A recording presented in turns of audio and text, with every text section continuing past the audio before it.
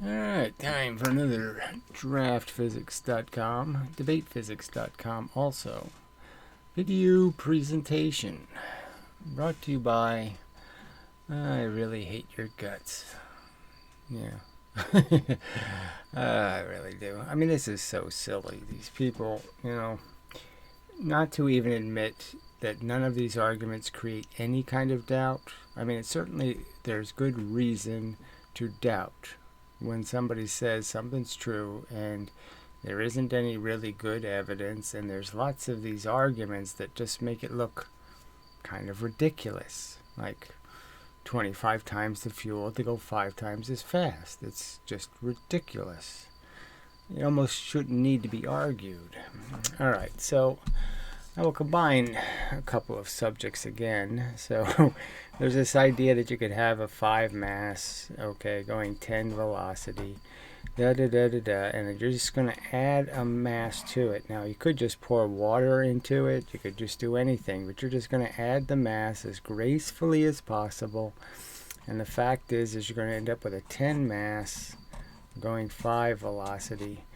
And the truth is, right, is that you're going to perfectly conserve the momentum, which perfectly makes sense.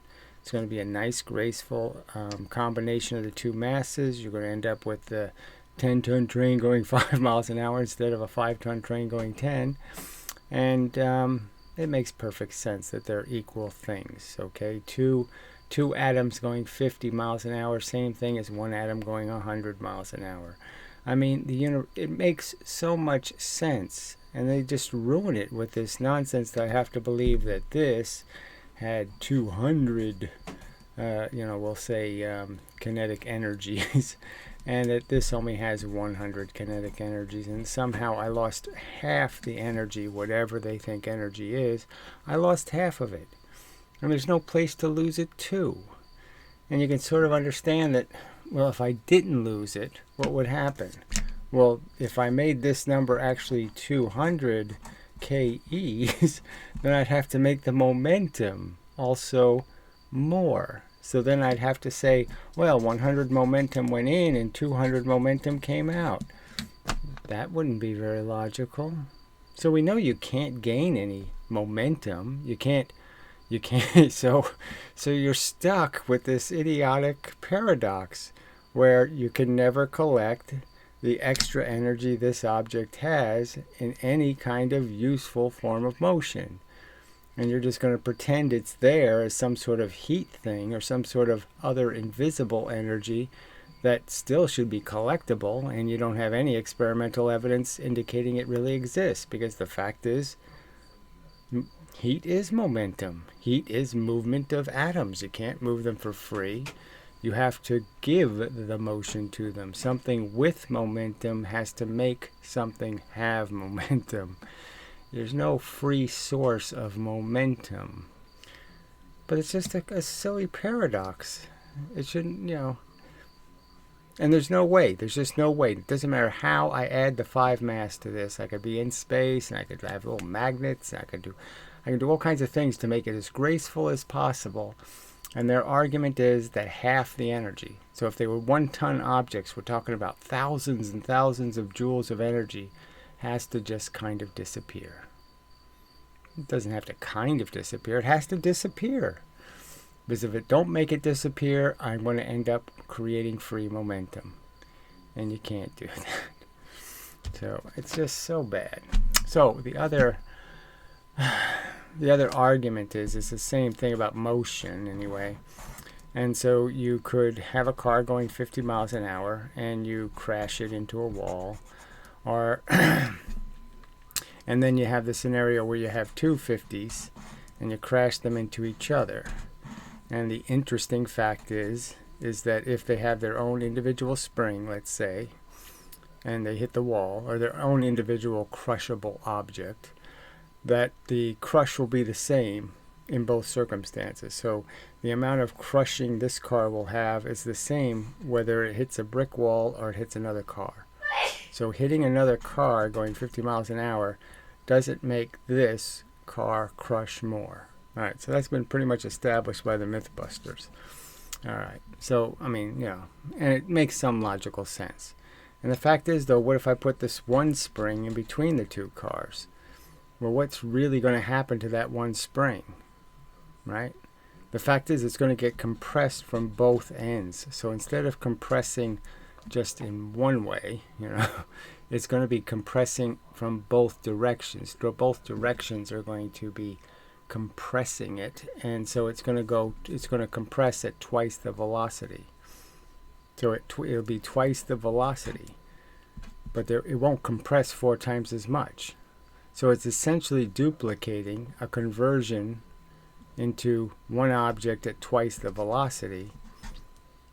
Essentially, it's twice the speed of compression, and yet twice the speed of the compression won't be 4 times the compression, and it certainly isn't going to produce cars going back any faster than they came in. So if it was a spring, it's not going to push the cars back with 4 times the energy. It's just going to be the same 2 cars going back at 50 miles an hour. So even though I effectively compress the spring at twice the velocity, it's not going to show us any indication that it was twice the velocity. In the sense, there's not going to be 4 times the energy. So there's just so many of these little arguments, and the fact that they won't, again, concede, this is reasonable doubt. This is good reason to question the reasonableness of this assertion that somehow there's some reason to square the velocity. So I guess the other argument I'll add to this one, just to throw it in, because I think it's relatively relevant. Okay, it's the simple argument that if this mechanism was correct, then it would be everywhere, and it should be someplace obvious, like in the concept of moving electrons in a wire, because it really is the same sort of thing. We call it electrical potential or pressure. Voltage is basically called, electrical pressure. And the idea is that it's essentially a velocity. And then the other component is how much of the mass are you involving? How many atoms or how much of the material are you involving in the process of moving the electricity? So it's very close to understanding it as mass. And there's clearly, watts are joules. And so there's a very tight connection between understanding the wattage is in the wire. So there is movement in the wire to create the wattage, and it's essentially just momentum. It's just the mass and velocity of electrons being pushed inside the wire, and it's pretty much a straightforward conversion. And so the higher the voltage is essentially the higher the velocity, and the higher the amperage is just saying how many atoms are we involving in this moving. How many are actually moving? How many electrons are actually moving? And it's a pretty, you'd argue it's a very close analogy, that you could understand it just as little elements of a stream's water. And, it's not much more complicated than that. And the simple truth is that water is also a proof of this thing, in the sense that I can't take the pressure, the water, the amount of water moving in a stream, and I can't confine it and double its velocity, okay, and do anything about creating more energy. That is, it'll have half the volume of water, right? So the amperage will drop in half, the voltage will double, and by kinetic energy, I've doubled the amount of energy, but there won't be any sign of the energy doubling. There'll be just the same, this is the same momentum, the same MV, and I won't have gained anything except I'm moving fewer atoms twice as fast, fewer molecules of water, and there's just no evidence that this makes water wheels work better. It doesn't work. They didn't do it because it doesn't work. Now, I'm not saying they don't put things through, they don't try to optimize how well a paddle wheel connects to the water so it can do the exchanging. Of course, they try to prevent turbulence and all kinds of stuff that would steal some of the energy. But this doesn't work. They can't do this. They can't double the speed of the water and increase the amount of energy they can get out of the water. So it's really just momentum, like the electrical circuit, no squared velocity. So, I mean, those connected themes, how is this not good reason for you to at least concede this is a subject that should be discussed by physicists? They should revisit this question of why do we have essentially an energy duality? Why are there two concepts dictating how motion works in the universe? And I'd certainly argue that we know, momentum does always work. It's very coherent, very rational to understand there's little tiny things in the universe moving, and then there's big things in the universe moving, and the fact is you just do the mass and velocity and you get the right answer as to how much capacity to move stuff you have, how much quantity of motion, as Newton called it. And that this vis visa idea, this living force, is, just as it looks, a silly religious idea. Not very well thought out. Certainly not tested at all. I mean, besides those kind of four arguments, I mean, how many times do I have to say, do you really believe if I wanted to spin a top, I have to push it 25 times harder to get it to move 5 times faster? Do you really think if I pull the trigger on an electric drill that for every doubling of the speed I'm doing this quadratic increase in the electrical demand, and that I will use 25 times the voltage, the wattage, to run it 5 times faster? I just can't see how you can be a sincere, thoughtful, intelligent person and not say these arguments are a problem for physics.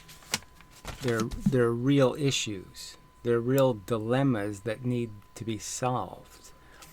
I mean, if you're destroying half the kinetic energy and there's no mechanical way to fix that, and there's no way for you to collect the energy in some other form of momentum, right? I mean, if I have the 5-ton cart, 5 mass, going 10 velocity, and I lose half of its energy somewhere, I can't lose it to hitting something or shooting something, because that would be momentum. And then I would have conserved 100% of the momentum in the 10 cart, plus extra momentum I conserved. How can I conserve more than 100% of the momentum? So I couldn't have moved anything or launched anything, or, And again, I would argue that if you don't understand that atoms moving is momentum, I can't even understand how you can think. I can't understand how you could reject the idea that, or think that it's unreasonable to think heat is momentum. I mean, it's clearly momentum in different directions, and if I put it in the same direction, it's like the difference between photons spread out in a light bulb and photons in a laser beam. If they're all going the same way, okay, then it's going to move something. If they're all going every which way, then the thing isn't going to move. I just don't see any sincerity in this belligerent resistance to concede this is undercooked physics. 1/2 mv squared is not properly prepared. It's not finished. It's not complete. It's not good science, because it really is broken. It does create actual paradoxes, actual conflicts with reality. As I pointed out in the first video in the series, the balance, the simple balance, proves it's not right, because the balance says different velocities and masses equal each other than that formula says. The formula, the kinetic energy, isn't balanced on the lever. The momentum is balanced on the lever. And that's pretty hard to explain, in my opinion. Alright. So, I'll pause and see if there's anything else to add, but that's probably enough without getting into another subject, which I probably should save for a different video. But I've already done these in 5-minute videos. The fact is that some of these points I didn't know 2 months ago. I mean, I didn't really realize how ludicrous the ballistic pendulum is, in the sense that you really have to lose 99.94% of the kinetic energy, because your only alternative is making free momentum. Taking something that has a momentum and producing action in a new object where the new object has more momentum. And I don't see how you can think that's a viable possibility, because that's free energy, frankly. I mean, free momentum is free energy.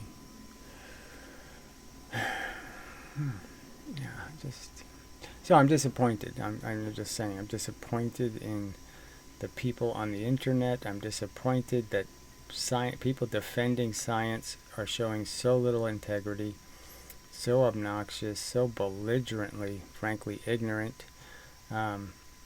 They all think there's some kind of big pile of evidence somewhere proving this nonsense, and there isn't. There wasn't 300 years ago. There was no evidence. 297 years ago, there was a couple of silly experiments that are easily debunked. And that's it. In the last 200 years, nothing's been added to prove this theory. Even though they could just put the 5 mass going 10 and the 10 mass going 5 on a tug-of-war string, and they could watch the fact that the 5 mass going 10 isn't going to win. They think you need a 20 mass going 5 just to be equal with the 5 mass going 10. To have a stalemate, I need a 20 mass going 5. That's how seriously wrong the theory is. The bowling example, again, it's just, there's no way to collect the energy. If the pins can't collect the energy, why are we talking about it being energy? If you can't collect it, it's not energy. It's just, I don't know. Like I said, it's just very disappointing that people are this belligerently religious, because that's all this is. This is just faith-based, dogmatic crap. You'd almost argue it's worse than flat earth, and this really is just like a religion, where the flat earthers are confused and ignorant. You're just obnoxious religious fanatics. Okay, so I guess that's probably enough, but I'll pause just in case. Alright, so I guess I'll just add the point that, if you're going to be at all honest, you'd have to admit that there's an awful lot of physicists who exaggerate evidence. Okay, they talk about detector experiments in the two-slit that never took place. They'll say that the electron experiment is the same experiment as the photon experiment, when it's clearly not. They draw the pattern one way, then they do math that isn't even consistent with what they're drawing. All kinds of sloppiness in how they describe the reality. Lots of people think the Eddington experiment was looking at a star behind the sun, because physicists have explained it so badly. And again, just exaggerated these effects, not included all the details. Like when they talk about an Einstein ring, how Einstein pointed out it would be too thin to ever observe, because at least Einstein understood, the lens is bent wrong. You can't do images because the lens is bent the wrong way. So so much of it, and they exaggerate all the time, and you can sort of understand. So they're not very detail oriented when it comes to any concept or any of the facts regarding experiments, and even their math is kind of sloppy. I mean, you just have to admit that they'll again, in the case of the two slit, they're not even acknowledging that the wave centers where the vectors have to come from isn't the math they're using when they actually do the calculations. And the fact is the wave equation is full of these circumstances where they basically are being told everything about a circumstance, all the variables, and then saying they made a magnificent prediction, when no, they didn't. They were given all the information, and they couldn't help but draw one conclusion based on having all the information. They didn't decipher anything more than just do 2 plus 2. So it's just all the most proven theory in the history of mankind. All kinds of exaggerations, and so you can just understand that. So this all got overlooked. In the 1800s, they decided to accept this stupid formula. They ended up making a whole bunch of circular math. That is, they have MGH. Doesn't work if you already have a velocity. It's not going to give you the right answer. MGT will give you the right answer whether you're moving or not. And the work equation, force times distance, when it's clearly force times time. It's how long you apply a force that matters. Distance is it's not arbitrary, but it can be erroneously disconnected to a measurement of actual motion, because it's not always linear. Because there could be more than one variable deciding how much distance you travel.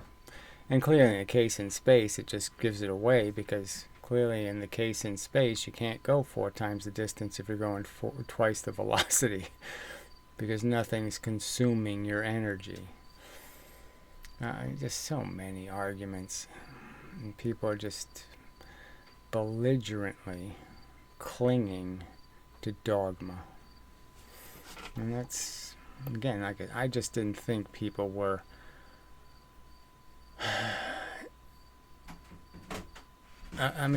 genetically religious. I just didn't think that notion made any sense at all, that there was any kind of screw it up gene where somehow we have to be illogical. We have to pervert the world into our vision, and we can't honestly evaluate and solve puzzles. They always have to be corrupted by our interests, what we want to be true. I just don't buy that. But it appears to be true, frankly. I mean, the numbers are, hard to get past. It appears to be 98% of people who are viewing science videos of some kind or other are lying scum. I mean, again, not to admit that these are unresolved questions at minimum. And I would argue, there's very good reason for serious doubt regarding they have correctly identified the reality. And you just couldn't care less. Amazing.